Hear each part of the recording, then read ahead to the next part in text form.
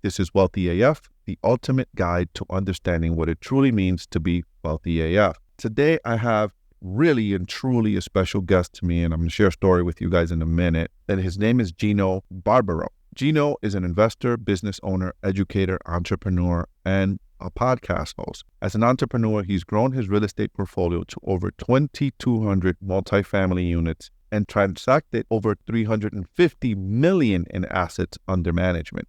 Gino and his partner Jake are teaching others how to do the same through the Jake and Gino Show, the premier multifamily real estate education community. Their students have closed over 76,000 units and have $5 billion in deal volume.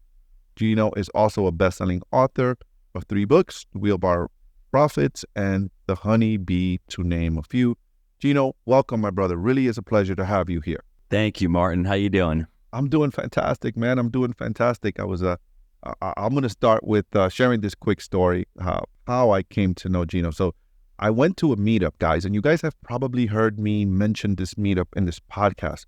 It was a real estate meetup, Gino. I remember the day that I went to this meetup. Literally, this is how God works, brother. I'm in my car and I'm at the light. And you know when you get this epiphany? I remember what I was wearing, my friend. I was wearing a red hoodie with my company logo on it. And I'm at this light and I can go left to go home. And I'm thinking it's 4 o'clock. It's dark in the Northeast in Pennsylvania at this time, on the winter. I can go left, go home, be home in 5 minutes, or go straight 40 minutes and go to this meetup. And a voice told me, go to this meetup. God's got something there for you. So I listened to that voice, Gino, and I get to this meetup. I meet this guy. His name is Neil. Neil happens to be part of your community. Neil and I become friends. We go to lunch. We become good friends. He's actually been on this podcast multiple times. And I'm working on a deal. I pick up the phone one day and I call Neil. I'm buying a duplex. And I call Neil and I'm like, Neil, I want to run this deal by you. Tell me what you think. And the numbers are great. And I'm like, I need a bank. Can you recommend a lender to me? And he says, before you go to the lender, I'm going to share something with you. Now, Neil is part of Gino's community. He's been listening to his podcast and is part of his community, getting coaching from them. And he shares his book, this finance credibility book with me, which my students, if you're listening, you know what I'm talking about. I've shared it with you. And this book was shared to Neil by Gino and his community. And I got this book, and the feedback I got from my bank, I created this book, I edited it for myself, sent it to my bank. And the feedback I got, Gino, and I didn't share this with you, was the underwriter said the reason they're doing this deal was because I presented it so well to them, and I presented my business plan so well to them. So I want to thank you, and I want to salute you for the impact you're having in that book. I don't know how many hours, I think you said 8 hours it took you to put it together. Its impact, it's probably made me $500,000 over the years. And God knows how many millions has made my students over the years that I've shared this simple tool with, that you guys created. Thank you for that, brother. I just full circle, and here you are, I'm interviewing you. Well, it's interesting. You have elite strategists behind you. I think that's probably the elite strategy for the podcast, is just proper preparation prevents poor performance. You went into that meeting properly prepared, which a lot of people don't. And the community banker was probably surprised, as was mine when I used it back in 2014. Jake slammed it on the table and says, here's our credibility book. This is what we own. This is our business plan. This is what we plan to do with this property. This is our exit strategy. It had everything laid out in this credibility book. And most of us don't want to take the time to do that. But when you walked in there, you were confident. You knew what your business plan was. You made it simple for the community banker to understand that I am a partner with Martin in this deal. I'm giving Martin 80% of the money for this deal. I want to make sure I'm getting that back. And that's the difference. That's why you succeeded. Now, hey, great credibility book. I learned that from somebody myself. I learned it. I taught it. Now I'm teaching it to you. You're teaching it to others. That's how the world works. You know, a lot of this stuff is not, there aren't a lot of new ideas out there. I just think that if we can get these great ideas and we can share them with the world and with people who want to take action, I think that's what makes the world a better place. Gino, we are in a time in our country where people are struggling, man. People are struggling. I am fortunate to have reached financial freedom through real estate. I'm lucky. I'm blessed. I'm very grateful to God for that. And people are going through people are struggling in this country and people want answers. Share your story. I know you used to be in the restaurant business. Ironically, I owned the restaurant when I was struggling. I owned the restaurant in 2000. I went into the restaurant business. In the restaurant business, I love cooking for my family. If you come to my house, I'll cook for you, make a meal.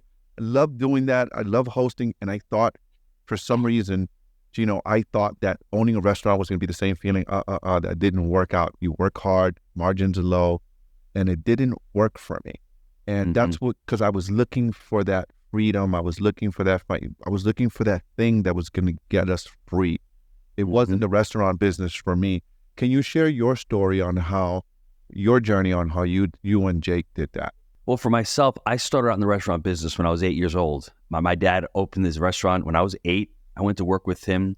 I wouldn't say religiously, but I went to work with him a lot. And I remember getting paid $2 a day. And I remember the joy and the pride that my father had back in the 70s and 80s. You could actually own a small business and do very well. Healthcare wasn't what it was. Unemployment, all the taxes. It was a different time to live. There was less competition. And it was just, I loved it. I loved working with my dad. So when I got out of college, I opened the restaurant. My dad's partners didn't want to sell it. So my dad's like, let's open our own. And we did. I was 24 years old and I loved it until my dad passed away in 2007. And I had to reflect and say, is this his dream or is this my dream? And I just realized this in the past year or so. One of the reasons why I think I really started despising working here was he wasn't there. And I just grown accustomed to him being there. So he was an extension of the restaurant. 2008 just precipitated everything when it was just a terrible time to be in business. I mean, people have short memories. That only happened 15 or 16 years ago. The economy was terrible. I pick up a book by T. Harv Eker. It's called The Secrets of the Millionaire Mind. And for me, everything changed. I stopped blaming Bush. I stopped blaming Obama. I stopped blaming everybody. My responsibility. The fruits are in your roots. I meet Jake in 2009. He's a pharmaceutical rep taking food orders out of the restaurant. I had at that time decided to get mentorship for real estate. I really focused on multifamily. In 2011, Jake decides to move down to Knoxville, Tennessee. We partner up. 18 months, not 8 months, not 10 months, 18 months later, we bought our very first deal. But then ironically enough, 3 months after that, we bought our second deal. And within 5 years, we're at 500 or 600 units. So I started out in the restaurant business for all the right reasons. I was doing really well. I just didn't understand scaling and I didn't understand those concepts. I was getting to that point because at that time in 2011 and 12, I had started doing a cooking show. I had written a cookbook. I started doing physical products. So I was building a brand within a brand. But Martin, I didn't want to work on the weekends anymore. It wasn't aligning with my values anymore. And for me, I just found it to be a job and I didn't see a future. And I thought to myself, hey, real estate is going to be here for the long term. It's a basic human need. I like serving people. So I like having residents and I like having something that's stable and something that can cash flow for me and something that can build wealth long term. And that's how I fell into multifamily. Why multifamily? A lot of guys have this mindset, come into real estate. And I used to be of this mindset years ago. You got to own a certain amount of single families, and then you go into duplexes, and then you own 4 quads or whatever. And then for some reason, people have these limiting beliefs that they can't jump to commercial or they can't start off the gate in multifamily. What are you telling that person? And why did you choose to go right into multifamily? That is a great question. I personally think that people do what's comfortable to them. So most people who are listening to your show, they've probably bought a house before, or they know somebody who's bought a house, and it's not that complicated. It's not as complicated as people think multifamily is. And I'll give you a quick example. My daughter just turned 18. She got her licensed massage therapy. She's an LMT. Now, the last couple of weeks, she's been completely overwhelmed because she's doing business cards. She's setting up a business account. She's going on interviews. This is something she's never done. And I'm like, Sophia, I just closed the 4 unit. I've got 3 businesses. We're buying a farmhouse next week. I've got all these things going on. I've got the experience. I've done it before. And when you're looking at multifamily and you have all of these misconceptions, Mark Twain says it best. It ain't what you don't know that's going to get you into trouble. It's what you know for sure that just ain't so.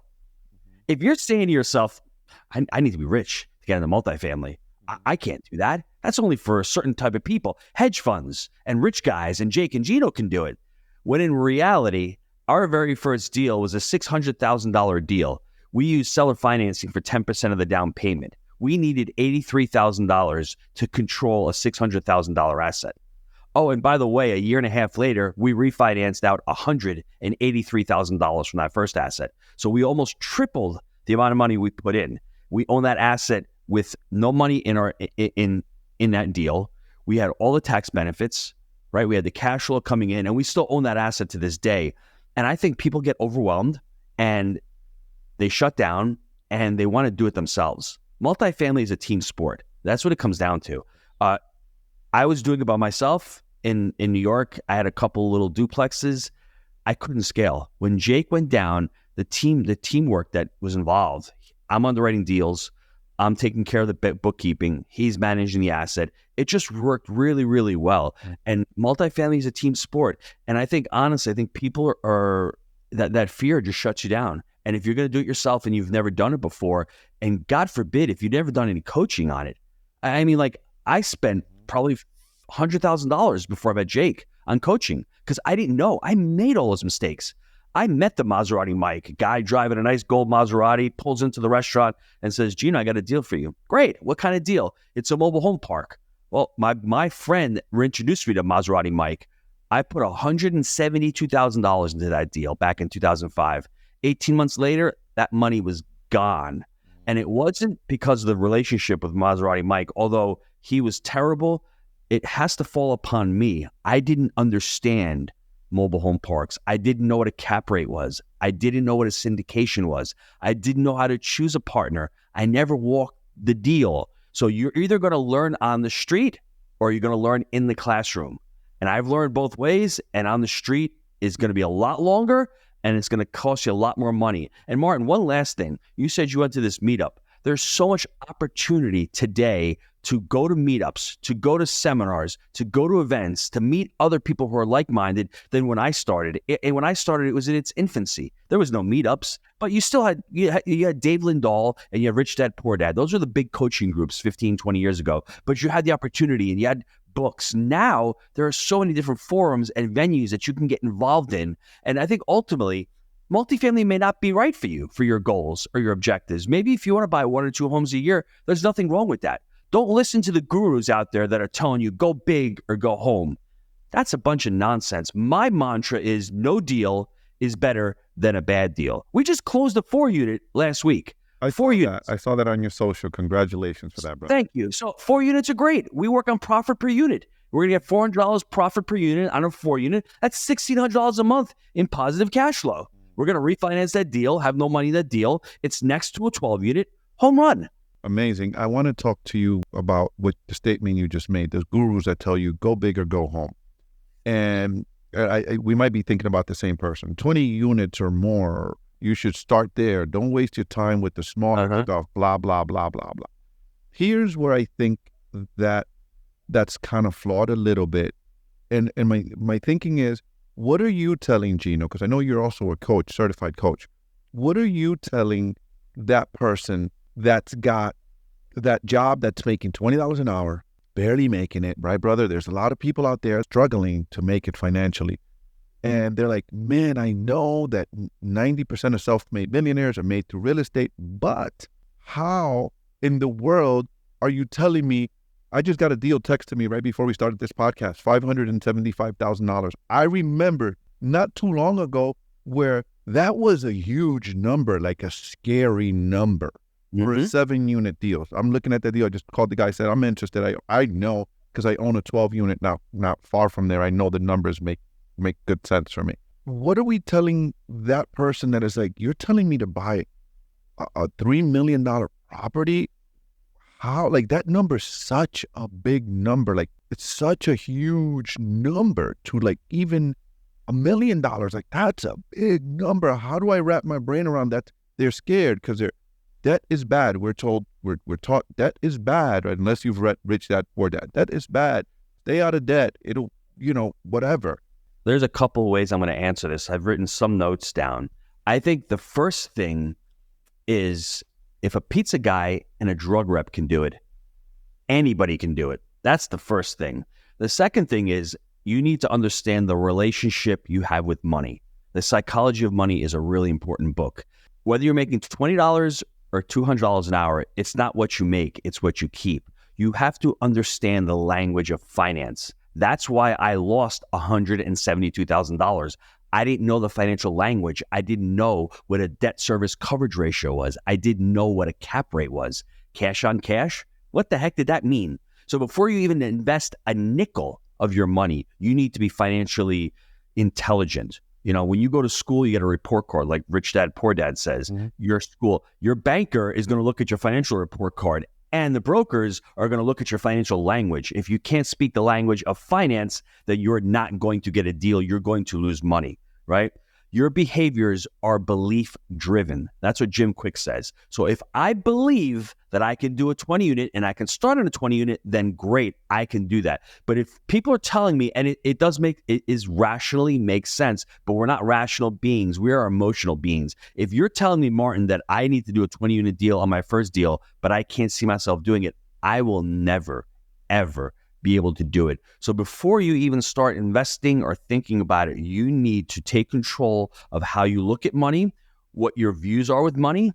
Because if you're saying to yourself, all those rich people, they're evil, they're hoarding the money, well, you're not attracting the money. You are repelling the money, right? I'm writing a book right now. It's called Happy Money, Happy Family, Happy Legacy. Just started writing the book. And my relationship with money has spanned over the last 20 to 30 years. I've shifted. You know, and one of the things that when you look at money, are you living with happy money? And happy money is money that you feel energized, you like to use. It brings you joy. Unhappy money, if you have a job and you hate that job and you've got to go to that job every day, that's unhappy money. And look, I've got electricity on right now. I used to look at that bill as, man, I can't believe I got to pay the electric bill again. But when you read about stories like Iraq where they have rolling blackouts and they don't have electricity, and we have it here, and I've got a pool cleaner coming to my house every week. That's a bill, but that's happy money.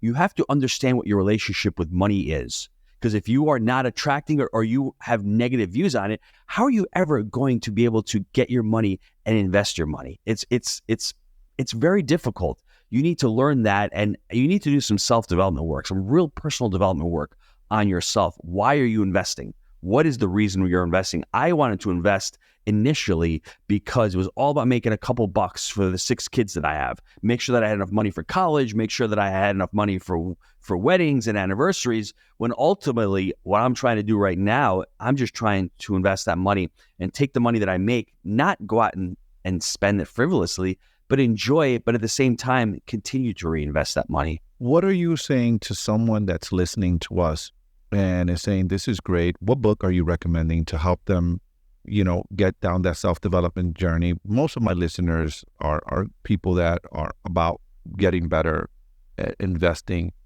But what's the first book? What's the first step that they need to take? When I started out in the early 2000s, that's when I started my entrepreneurial journey, because the restaurant was great, but I saw the writing on the wall.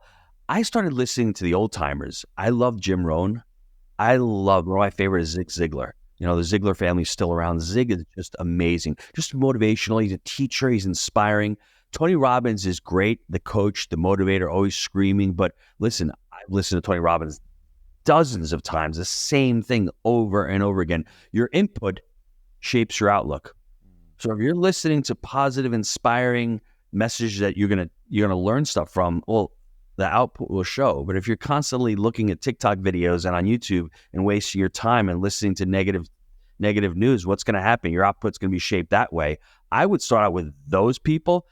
I mean, for me, Napoleon Hill is probably the top of the list, because everyone basically ripped off Napoleon Hill and took stuff from him. But Napoleon Hill, interviewing those wealthy people, like you said, I can't even imagine listening and trying to be like Henry Ford or Schwab or Carnegie, but they were just regular men who had a burning desire, and really followed the steps that Napoleon Hill laid out in his book. Another one of my favorites is Stephen Covey, The 7 Habits, really amazing book when you drill it down. And my favorite now, that I've read in the last couple of years, my two of my favorite books is The Psychology of Money by Morgan Housel, and I love Mindset by Carol Dweck. I mean, really, I'm gonna really pick that one up. The Psychology of Money. I haven't read that one. Oh, it's great. It's a great book. It really is. What he talks about in the book, I'll distill it down for you real quick. Everyone thinks that when they get money, they'll be happy. And to a certain degree, money can bring comfort and it can bring joy in certain areas. What we're really striving for is autonomy. Money can bring autonomy because now you said you're financially free. You can do a podcast at 1 o'clock in the afternoon with Gino, or you don't have to. You can choose what you want to do. Whereas when I was at the restaurant, I didn't have that choice. I needed to go in Tuesday morning. The shrimps were there. I had to clean them. I didn't have autonomy. And as you become financially free, you realize that money becomes a tool. Money's a result. That's all it is. You start chasing opportunity when you're financially free. That opportunity brings result.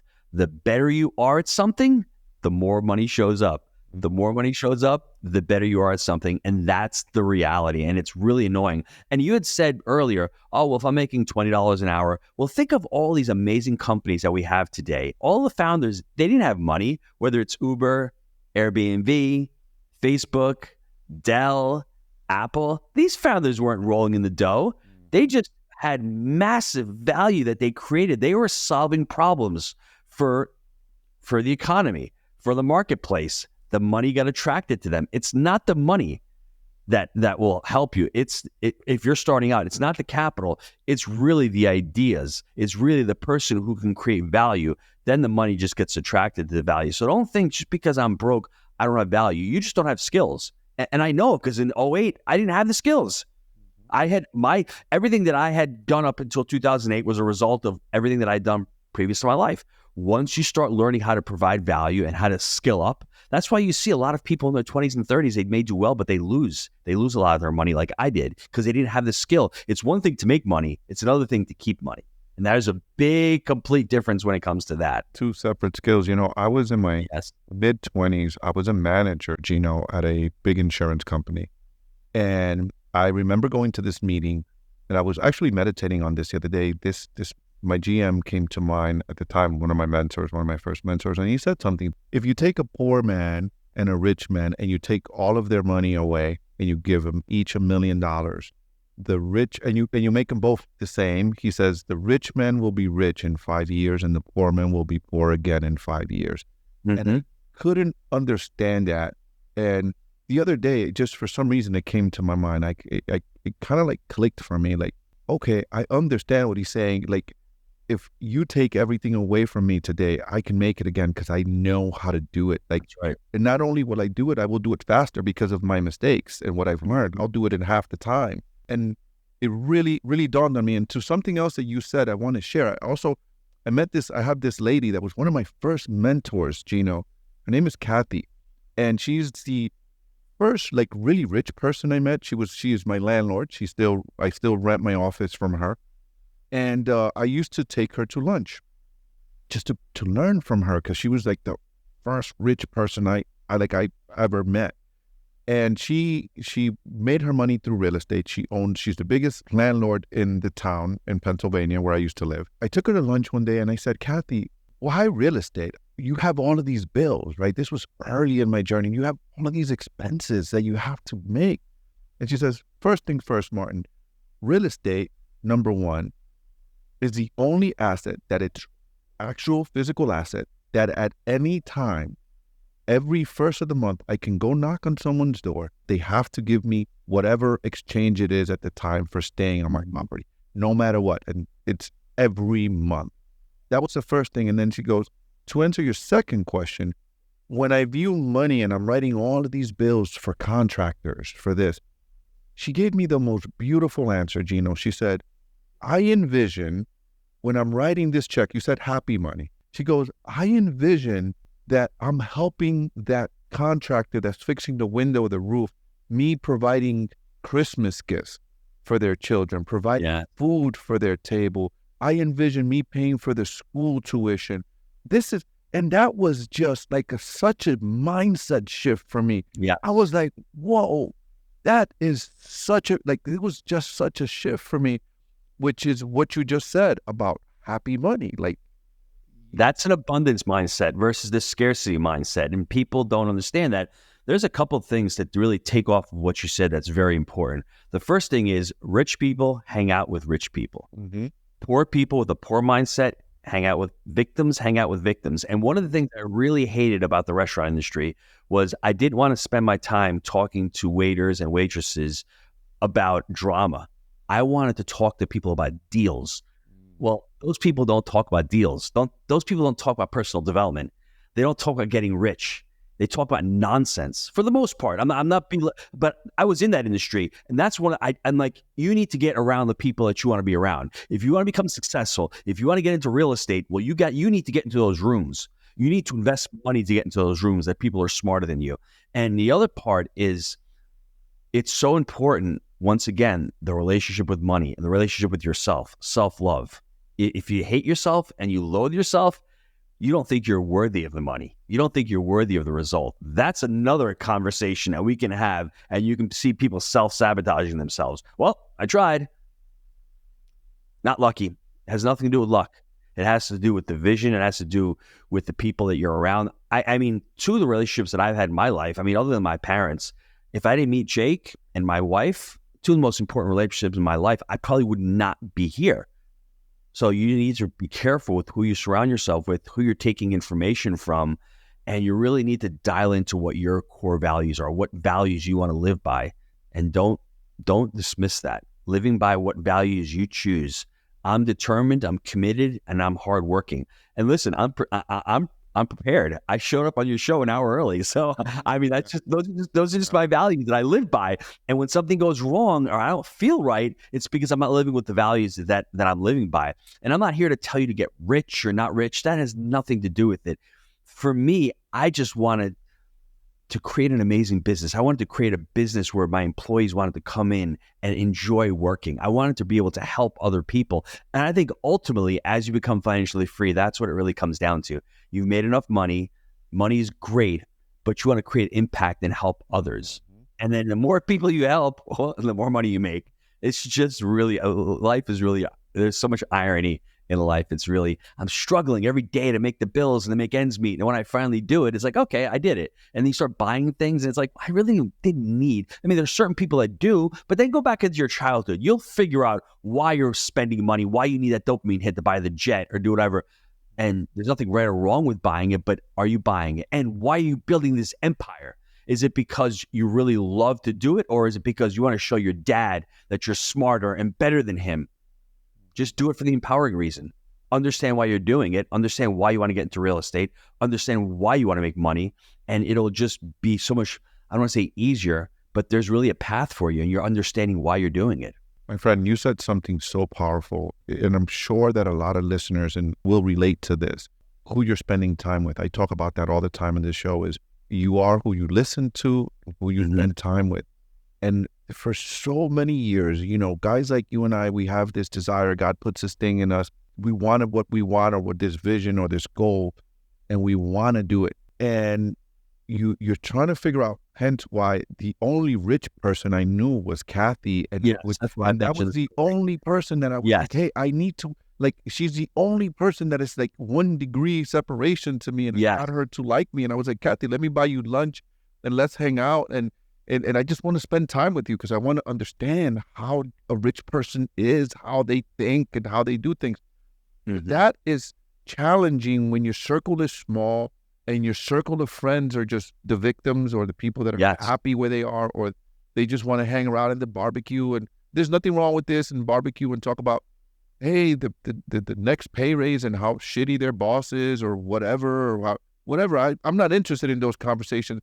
How do you get out of that circle? And where are rich people hanging out? Where are the yous and me's hanging out? If you're just a regular person, and how do you build a relationship? People want to know. I know I struggle with this, so I'm asking you for that version of me that might be listening right now. Like, how do I do that? How do I get, to hang out with Gino? Yeah, the first step is awareness.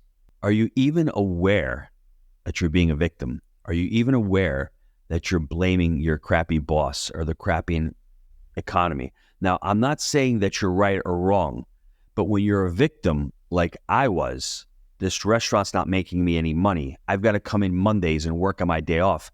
There's no solutions. It's called catabolic energy, right? In life coaching, there's two forms of energy. One's catabolic, one's negative, draining, will ultimately lead to disease. It's got chronic inflammation. Now, at times, you do need catabolic energy. Someone passes away, you feel like a victim. You need to be able to grieve.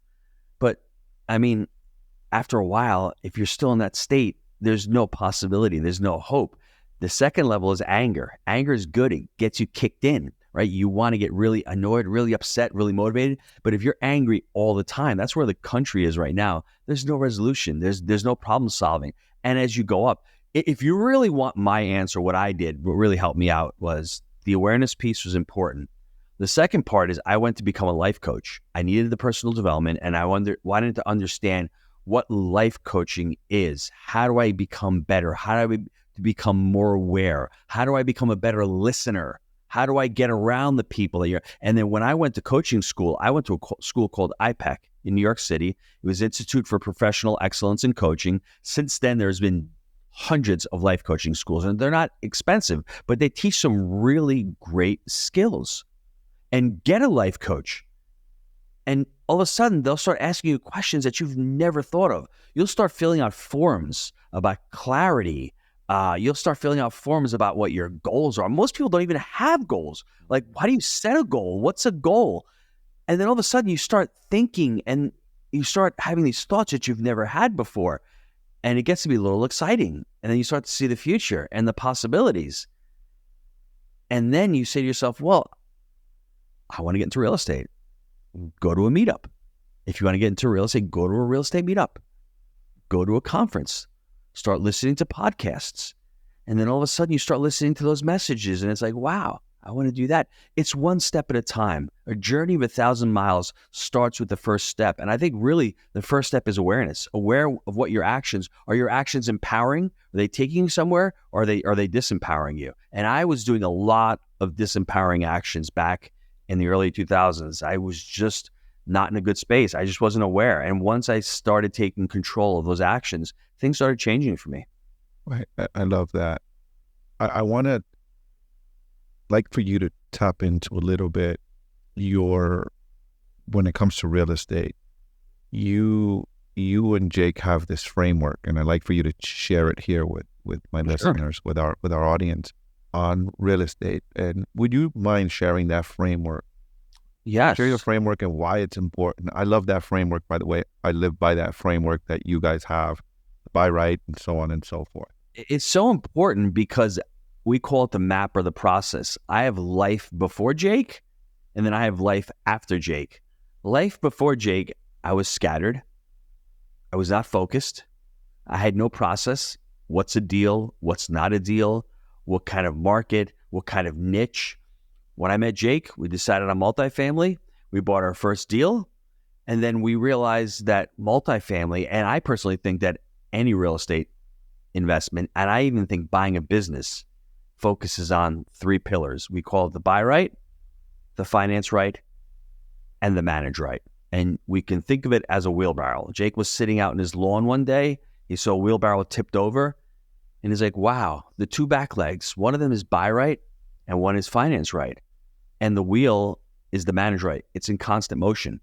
So when you're looking at an investment or buying a business, you need to be able to buy it and finance it properly. Those two are fixed. Once they're done, they're off the table. Then you need the systems and the processes and to be able to manage the asset.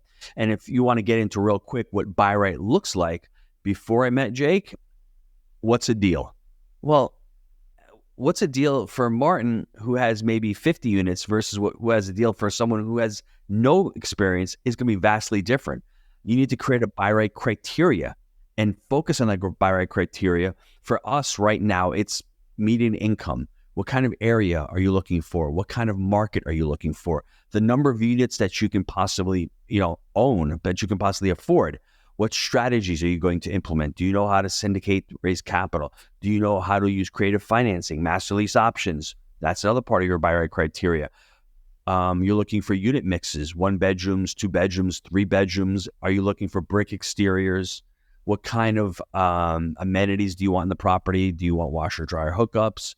Do you want garages? It can get as really crystal clear as you'd like.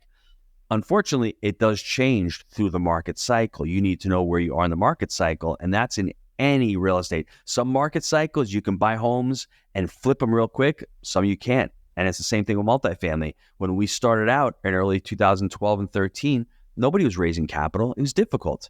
The economy stunk, and there were deals on LoopNet. Well, wow. We're getting back to that point, aren't we? There's deals on LoopNet right now. Deals on LoopNet, yes, sir. And nobody can raise capital. Everyone's complaining about how hard it is to raise. Now, the only difference now is that there's an extra $6 or $7 trillion floating around, and there's not as much supply, but there's not a lot of demand either, because a lot of these people who have syndicated deals violated the finance right portion of the framework, which is long-term fixed rate financing. Everyone got crazy and got stupid on bridge debt, and it's not their fault. It's the result of having low interest rates for the last 10 years. Private equity has cheap money. We're addicted to cheap money. Cheap money needs to find a return, and it goes out and it gets really, really risky and really speculative, and it gets into bridge financing. And that's what ended up happening. You violated the finance right portion of the framework. And oh, by the way, the managed right portion, people are syndicating and raising capital. Multifamily and real estate is like raising a child. You don't just have the kid and you neglect it. You've got to raise it for the amount of time that you have. Understand what your exit strategy is, right? If you're going to buy and hold for a long time, you may not buy an older asset. You may buy something that's a little bit newer, but if you're exiting, make sure you manage the asset properly, and then you manage that exit properly as well.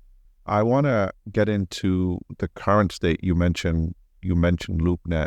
So I want to talk to you about, what are you seeing in the streets? We're starting to see some deals.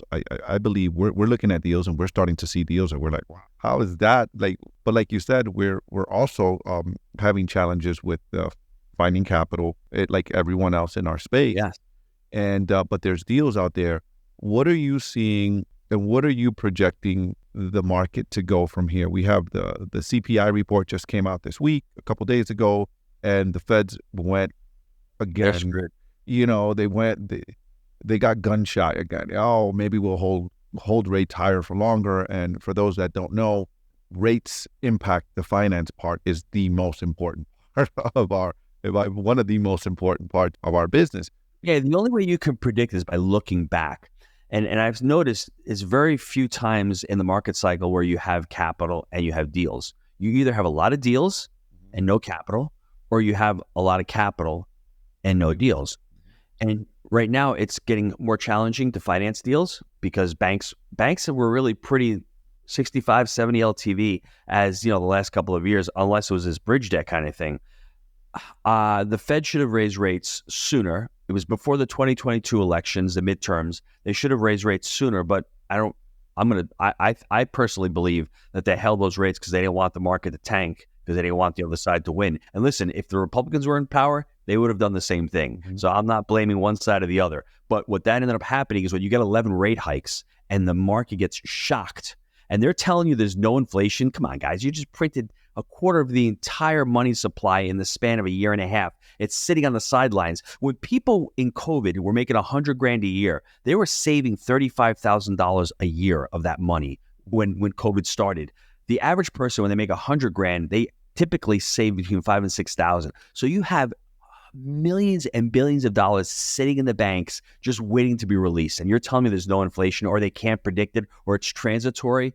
To me, it's criminal what they did, but that's just understand the history. And then as rates get up so quick, it shocks the market. And when the market gets shocked like that, all of a sudden, operators are like, well, am I operating this deal? Rents are supposed to continue to rise. It really is market specific, because we're in Knoxville, Tennessee, and we haven't seen rents really drop. We've seen rents stabilize. People are still moving to that part of the country. So if your market is losing population and you have all these builds coming online so that you have an imbalance, you're going to have problems. There's going to be some buying opportunities there. But there's some markets that you still have a lot of population growth. You still may have some type of, supply shortages. And that's what's interesting right now with the single family homes. I mean, someone told me the other day that BlackRock bought 44% of all the single family homes this year or last year. So you have a lot of those going offline, and people can't buy homes. So for us in multifamily, it's great. It's still cheaper to rent than it is to own a home. And demographics for renting, it's just much more favorable than it was years ago. As the baby boomers start to exit, they're going to go back and rent. The millennials are having households at a later date. They're starting to form. They've got a lot of student debt. They're not getting married earlier enough. So there's a lot more people in the space that are renting homes. So for me, long-term, multifamily is going to be okay. The only thing I'd say, Martin, live by these words. You can always buy real estate in any part of the market cycle. You cannot always sell real estate.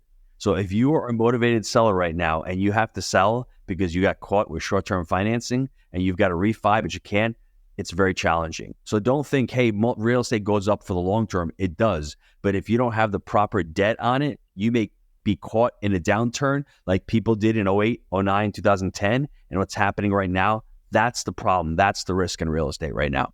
That's so amazing that you said that. I literally, before our podcast at 10 a.m. this morning, I got a 5-unit. We got a 5-unit we purchased last year, a fire property. We rehabbed it. We're renting it. We had bridge debt on it, right? No one was going to give us long-term finance on a fire property. So we've now rented it out and dealing with my community bank, and we're in the middle of the refinance. She calls me this morning and she's like, hey, Martin, so appraisal got done and we'll have it by next week, blah, blah, blah. But I have a couple questions. And she was like, how do you want me to structure the deal? She goes, the debt, right? And I go, okay, here we go. So she's like, do you want me to make it a 5-year balloon? And she goes, amortize over 25, balloon in 5. I said, no way. I said, absolutely not. She was like, well, you have a partner and you might want to sell it. I said, we're gonna sell it eventually, but consider me the conservative guy.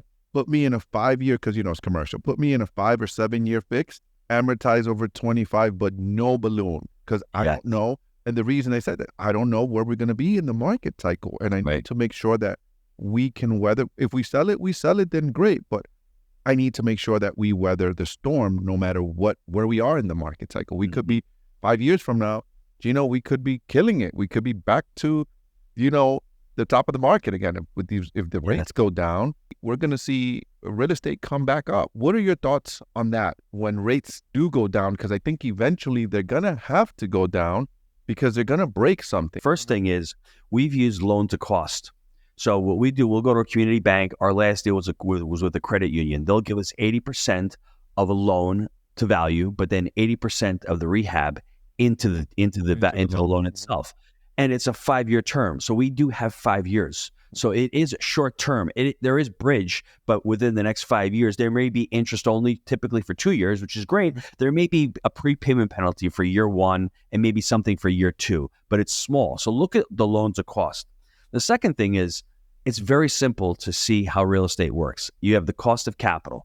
When your interest rates were 3% and you had a preferred rate of return to investors at 6 or 7 or 8, hey, you can get a deal that's cash flowing 10% cash on cash return, and you could basically make that deal work. Well, now when rates are at 7 and you have a 7 or 8, pref rate that you have to return to your investors, you're at 14 or 15% cash on cash that you got to make. The deal doesn't work.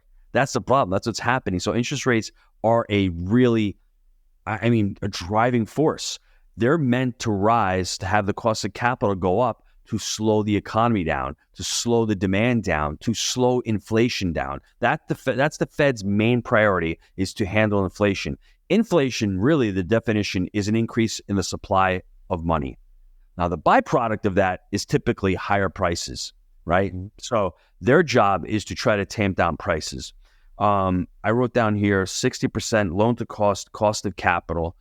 For us going forward, there's not, 60%, that's what it was. 60% down deal flow from last year. So there's not as many deals hitting the market right now because sellers are starting to realize I have to have a come to Jesus moment. My broker told me last year that I can get $1 million last year. Well, rates aren't where they were last year. I can only get 700. So if they don't have to sell, they're going to try to hold on for dear life. It really depends upon if banks can continue to do these workouts for a lot of these owners. Your debt is coming due. Can we rework it? Can you extend me for another 6 months? How much longer can the extension work? You saw the 10-year treasury just jumped the other day. Everyone's 5 this morning.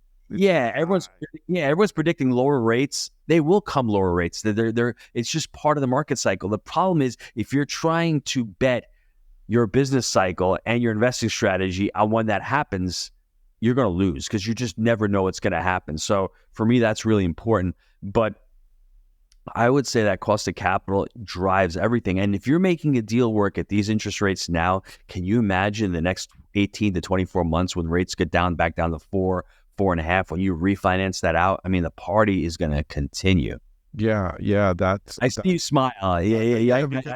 I see the drool look. You go up the drool off your mouth over there because I'm waiting. We did 300 units last year. When we refi those things, life changing. But the business model is not just about, hey, I'm buying this deal. It's okay. When rates go down and I refi, it'll be a great deal then. It's got to be a workable, good deal now. Wow. That's icing on the cake 18 months later, if and when rates do go down. I want to add to that. I was on the phone with my banker. I called my partner and I'm like, hey, well, here's the situation, blah, blah, blah. Of course, I went with this. I told her this is what we're going to do. And he was like, we almost sold that asset. And I said, no. And I want to share this with you and I want to get your thoughts on it.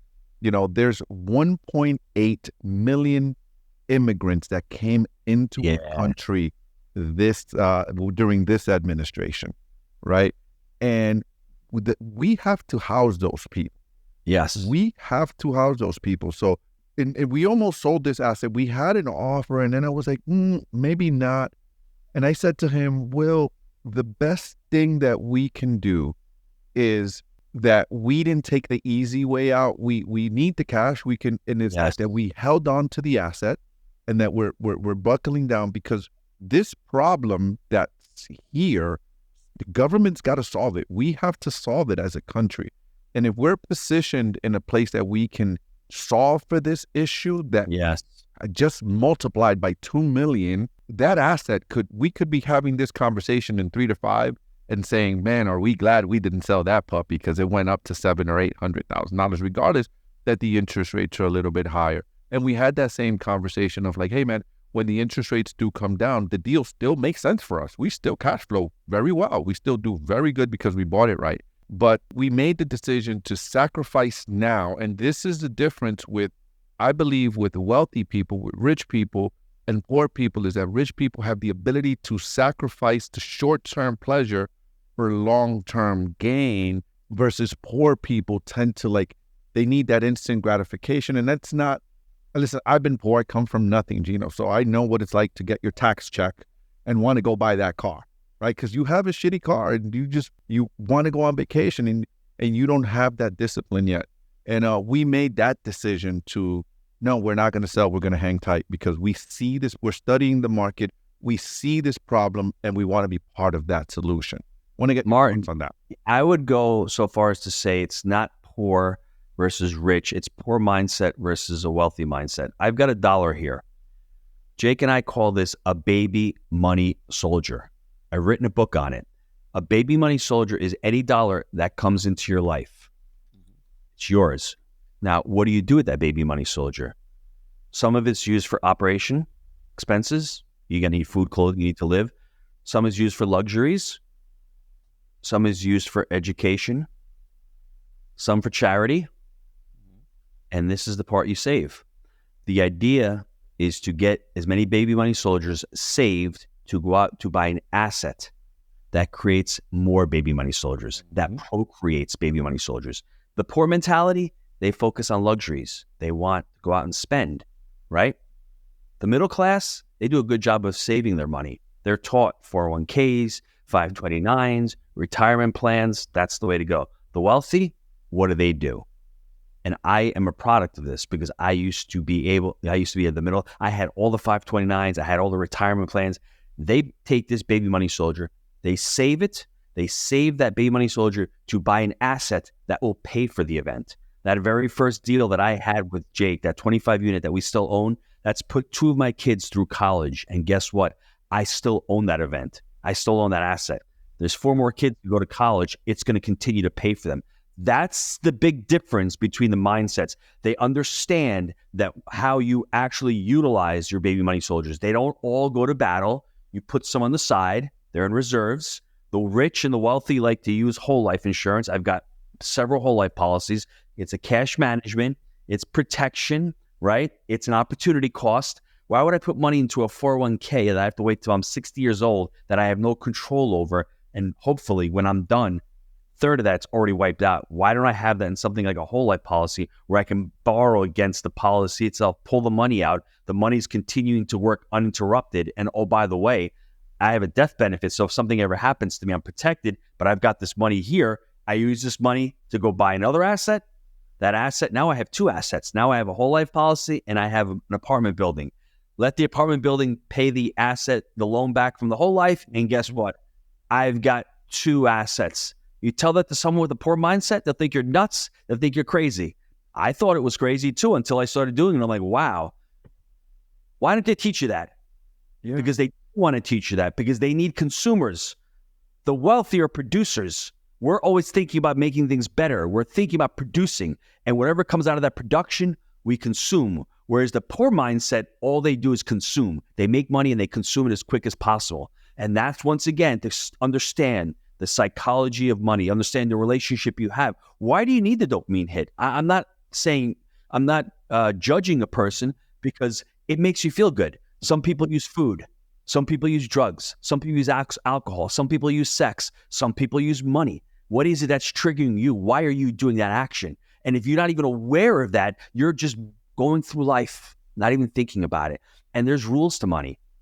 Baby money soldiers is the rule to creating wealth. It's simple. It's not rocket science. But if you don't know the rules to creating wealth, you're never going to create wealth. I love that. Is there any books, and I think I know the book that where you got this concept from, is there any books that anyone can read that you would recommend? You gave us the psychology of money. I'm going to check that one out. But any book you can recommend to someone to read on great question. And where to get started with this mindset. I'll share one while you think about that. Mindset. I like Mindset by Carol Dweck, because it talks about a fixed mindset versus a growth mindset. Because if you have a growth mindset, you'll take what I just wrote, what I just said to you, and go, I can see that working. I don't really know, but let me try it. But if you have a fixed mindset, you can't be wrong. What Gino just said is nonsense. That can't work. Money making money. I only have $30,000 I'm making a year. Well, listen, we all started there. I mean, I didn't come out of the womb making money. I came out of the womb working for my dad, and when I went to work at AIG, I was making $25,000 a year, and $8,000 of that was used for commuting. And then I realized, wow, I'm never going to do something like that. I need to start my own business. So I started like you, just relative means, understanding, and you need to be able to save. If you can't save money, if you don't have that ability to defer your gratification, and this is something we need to teach our kids. If it's always about instant gratification, you always need to feel better, and you're going to be really disappointed in life. It's a muscle. It's a muscle, Gino, and I had to develop that muscle. And I actually developed that muscle after I got into real estate. It was like, okay, I know, and my mindset was, there's something that happened in my head. I don't know what it was. Something happened in my head. I guess I was tired of being broke. I guess when you're tired of and you start reading. I read The Richest Man in Babylon. That's the book I was thinking. Yes. Richest Man in Babylon talks about principles you said. Then the other great book is Ted Harbecker, The Millionaire Mindset, Millionaire Mind, and the Secrets of a Millionaire Mind. Another great book. But something happened to me, and it was like, okay, time is going to go no matter what. That's right. Like, time is going to pass. No one's been able to beat time. If time is going to go no matter what, if I keep doing the same crap that I've been doing, I'm going to keep getting the exact same result. So I might as well start buying a piece of real estate and start doing these things that I'm listening in these podcasts and I'm learning in these meetups and all these things that I'm learning. And next year I'll be a little bit better. And then the following year and I keep buying and I'll be a little bit better and a little bit better. And no matter what, even if it takes me 10 years to get financial freedom, at least I'll get there. That's right. If I keep doing this, right, and I keep this, I'm going to keep getting the same results and I'm going to keep getting the same pain. That was the biggest shift for me as it pertained to that hit, right? Like you were saying, that dopamine hit of wanting to what I want, and I want that car. I want to get this thing. I want to get that thing now. I got this little commission. I used to sell insurance. I got this big commission. Let's go do this thing instead of, no. We're going to invest our money and we're going to sacrifice today for a better tomorrow. And And if you do that over time, it's gonna pay off. One of my mentors shared a story with me real quick. You can picture and imagine yourself in a boat. You've got Niagara Falls, 100 feet upstream. You don't have a paddle. You don't have a boat. What's that called? That's called you're screwed. You're done. But the real tragedy, he says, of that story is, what about if someone had told you 500 feet upshore that there's Niagara Falls up ahead? You could have prepared it for yourself. And that's where you are right now. Right now, after listening to this podcast, you're being warned. If you do nothing wrong with it, just understand that's a tragedy because you've been warned to take different actions, to take different steps. And for me, that's how it was in 2008. I kept doing the same thing like you. I'm like, I'm going to keep getting the same results. And once you become aware of that, and it's uncomfortable to do different things. I mean, I think the quality of your life, I think as Tony Robbins says it, it is due to the degree that you can become uncomfortable. The more uncomfortable you become, like any other muscle, the more you're going to learn. And the fact that wanting to be right and needing to be right is going to be you're going to lead a really miserable life, and you're going to be all by yourself. Talk about no growth, having to be right all the time. I think making mistakes, we're conditioned not to make mistakes. We go to school, we're supposed to get A's. I mean, the best learning is when you make a mistake and you can learn from that mistake. Oh, what's 2 + 2? It's 5. No, it's 4. Let's learn, why is it 4 when you made the mistake? And instead, we get points off for getting a mistake. Whereas if you're an entrepreneur, you're in business, making mistakes is the only way you're going to learn something. Yeah, it is. It's interesting because I was having that conversation with my partner this morning. We're like, hey, we did this deal, and I remember all the things we learned, like Yes. in this and this, and we were like, hey, man, we went over budget from what we originally thought, $75,000, Gino. Like that, like we went over budget a lot, and we were like, luckily we bought right. Number one, we're gonna be in good shape, but what did we learn? And the conversation was like, hey, man, that was our tuition. Guess what? Next property that we buy that's like even remotely close to this, we are going to have a checklist. Like this, and this has to get done in this order. If not, because we already know we learned. We learned from our mistakes. My brother, what haven't you shared or what haven't I asked you that you think would bring a tremendous amount of value to the listeners that you haven't shared yet before we wrap this up? If you want to change the world, go home and love your family. To me, it's that simple. I do this for the kids. I do this for the wife. And I do this for the Jake and Gino community because I think family is so important. I think the family unit, the mother and the father, is so important. I think us as men, we have a responsibility to be leaders, to be providers for our family, and to be role models. And the next generation is going to be affected by what we do. So if you really want to make change in your life, make change at home first, because you're going to be sending out those kids into the world. You want them to go out there prepared. You want them to become leaders. Spoken like a true man's man. Very well said, brother. I love that. If people wanted to connect with you, people wanted to listen to your podcast, people wanted to get your books, people wanted to follow you on social, where do they find you? How do they connect with you? Gino, please share with us. JakeandGino.com. It's the hub for everything. You'll see the podcasts. You'll see the books. If you want to email me, Gino@JakeandGino.com, I'll send you a free copy of Wheel of Our Profits, PDF copy. Perfect. You guys heard him here. Thank you, Gino, for coming on. It's been my pleasure. It's been my honor to have you, man. And you, like I said, like I started in the beginning of the podcast, you have had tremendous impact. Your podcast, you guys are doing a great job. If you're listening to this podcast today and real estate is something that you want to get into, I highly recommend you go and check out the Jake and Gino podcast. What I love about their podcast, and I'm going to give you a plug here, brother, just because I do listen to your podcast. What I love about your podcast is that you're not only talking about, there's only a few podcasts, real estate podcasts out there that do this. You don't only focus on the aspect of the real estate and the deals. What I love about you guys is that you guys focus on the most important part, because the mechanics, Tony Robbins says, success is 80% mindset, 20% skill set equals 100% success.